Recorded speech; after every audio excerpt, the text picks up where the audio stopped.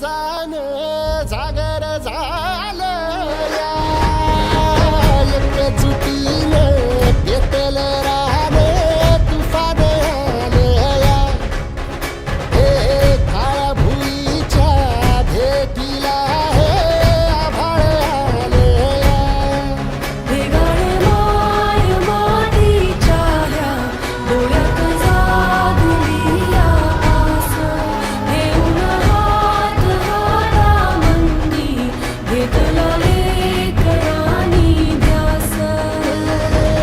लई दिसानी भारल्या वाणी शिवार झालं या